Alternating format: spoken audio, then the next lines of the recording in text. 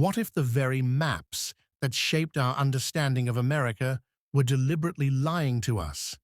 What if the boundaries, coastlines, rivers, and nations we think of as historical fact were actually a carefully orchestrated illusion?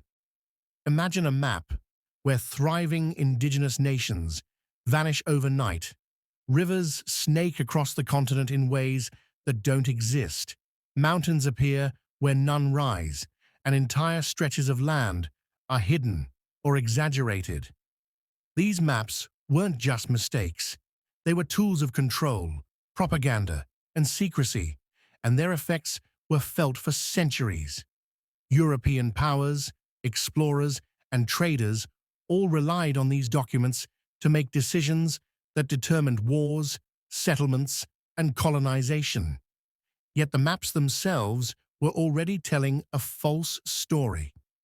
Gold-rich mountains, strategic rivers, and fertile plains were obscured or moved on the page, misleading rivals and shaping the future of entire regions.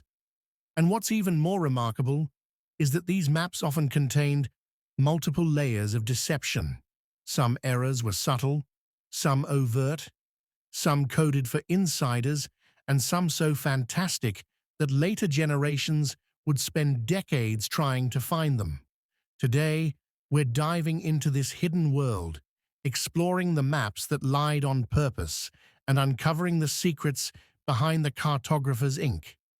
By the end of this journey, you may never look at a map or the history it represents the same way again.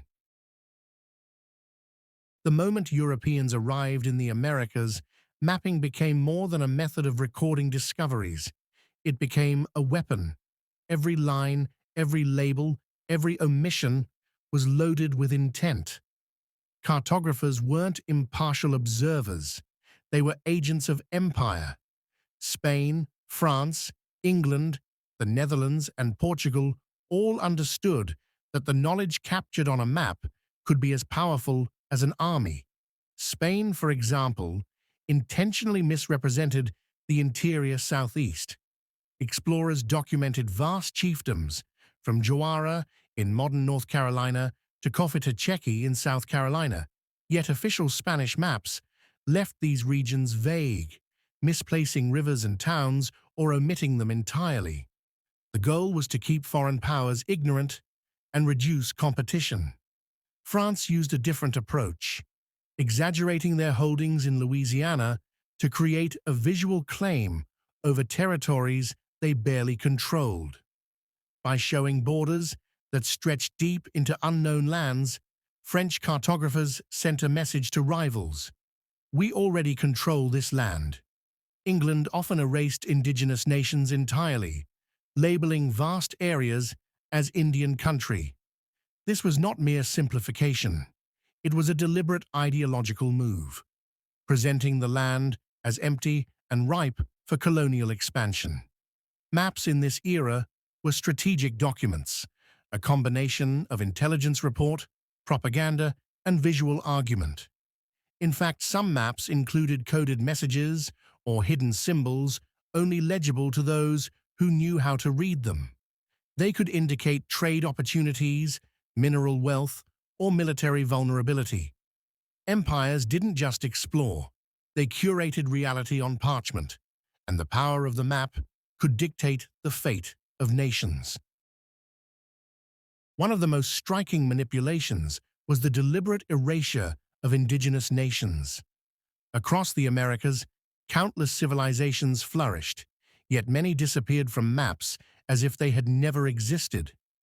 In the southeast, the Timucua, Apalachee, Tocobaga, and Natchez peoples maintained sprawling towns, trade networks, and complex political systems. Spanish explorers recorded these nations in meticulous detail.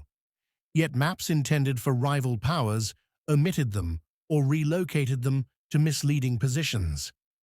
In the northeast, English maps simplified the Haudenosaunee Confederacy into vague, unclaimed territories, erasing the political complexity of a confederacy that held tremendous influence over trade and alliances. On the Great Plains, French cartographers documented the Arikara, Mandan, Hidatsa, and Pawnee accurately, yet English and American maps reduced their territories, creating a perception of empty land open for settlement. Indigenous nations understood the stakes. When they shared geographic knowledge, it was highly controlled. Mental maps of hunting grounds, sacred sites, and trade routes were guarded secrets, passed orally or stored in symbolic form rather than written. For Europeans, erasing nations from maps had immediate consequences. It legitimized colonization, enabled settlers to justify expansion, and allowed governments to claim sovereignty over lands already occupied. These vanishing nations weren't just lines removed from paper. They represented a visual and political erasure that had profound, real-world impacts, shaping treaties, warfare, and migration patterns for generations. Maps were equally critical in concealing or exaggerating resources. Fur trade, precious metals, fertile lands, each was carefully plotted or disguised to protect economic advantage. French fur traders intentionally moved rivers and trading posts on maps, making it difficult for competitors to locate lucrative beaver populations. The Hudson's Bay Company left vast areas blank, labeled unknown, even though their agents had already explored them extensively. Spanish maps concealed gold and silver deposits in the Appalachians and mineral-rich regions in the Midwest, ensuring that rivals couldn't exploit these resources. The Mississippi River, the continent's most critical artery, was frequently distorted, with its length, course, and mouth inaccurately depicted. These distortions directly affected military strategy, trade routes, and territorial claims. Agricultural regions, like Illinois country, were downplayed on French maps to prevent mass settlement that might interfere with fur trade dominance. British maps of Spanish territories exaggerated deserts or mountains, suggesting the land was worthless. Each misrepresentation was a deliberate decision. Maps were less about recording reality and more about shaping perception. The economic power of a nation often relied as much on what it hid as what it revealed, and the ability to mislead rivals through cartography became an essential tool of empire. In some cases, maps didn't merely hide, they invented. Rivers were lengthened or diverted, mountains inserted where none existed, and entire bodies of water fabricated. The mythical Sea of the West appeared on numerous 17th and 18th century maps, sometimes linking to the Pacific, creating the illusion of a transcontinental trade route. In reality, no such sea existed, yet its depiction influenced planning and territorial claims. In the Pacific Northwest, British maps extended the Columbia River far inland, suggesting English control over lands they had not explored. Russian maps exaggerated their southern Alaskan reach, implying dominance far beyond their settlements. Spanish maps of the Southwest inserted mountains, deserts, and impassable canyons to deter rivals. Rivers were split or shifted, coastlines reimagined, and phantom islands added. These creations weren't accidental. They were intentional distortions, serving as political and military tools.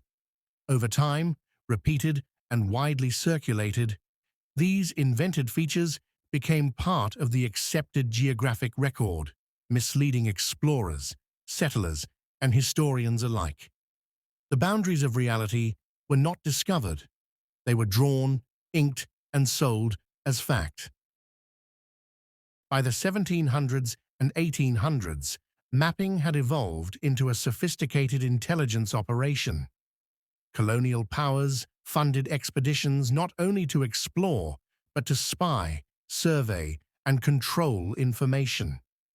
The Lewis and Clark Corps of Discovery, for instance, meticulously charted rivers, passes, and mineral deposits, but their maps were initially restricted, shared only with government officials. Spain treated maps of California and the Southwest as top-level state secrets. Unauthorized copies could carry death penalties. Cartographers deliberately added false details to mislead rival powers if maps leaked. Indigenous nations, aware of the stakes, often relied on oral maps or symbolic representations, carefully controlling access to sensitive geographic knowledge. The U.S. continued the practice during westward expansion. Railroad companies created promotional maps exaggerating fertile lands, compressing distances, and omitting deserts to attract settlers. Military surveyors produced maps minimizing indigenous presence to justify land seizure. Even as the era of exploration faded, the manipulation of maps persisted, shaping policy, migration, and settlement patterns. Maps weren't neutral. They were tools of power, influence, and control. And understanding this manipulation reveals just how much of history was guided by ink rather than reality. The study of early American maps reveals a startling truth. These documents were never neutral. They hid resources, erased nations, exaggerated influence, invented obstacles, and reshaped perceptions in service of empire. Geography was curated, not discovered, and these curated realities dictated the exploration, settlement, and conquest of an entire continent. It raises a haunting question. If the maps that defined America were intentionally misleading, how much of our understanding of the past relies on deliberate illusions, and how many stories of discovery, conquest, and nation-building are built upon carefully crafted deceptions? The history of maps is inseparable from the history of control, secrecy, and strategy. Ink and paper shaped not just perceptions of the land, but perceptions of people, nations, and power itself. As you look at a map today, remember that it may be telling a story as much about ambition and secrecy as it does about geography. What did you think about today's video? Comment your thoughts and suggestions for my next video below.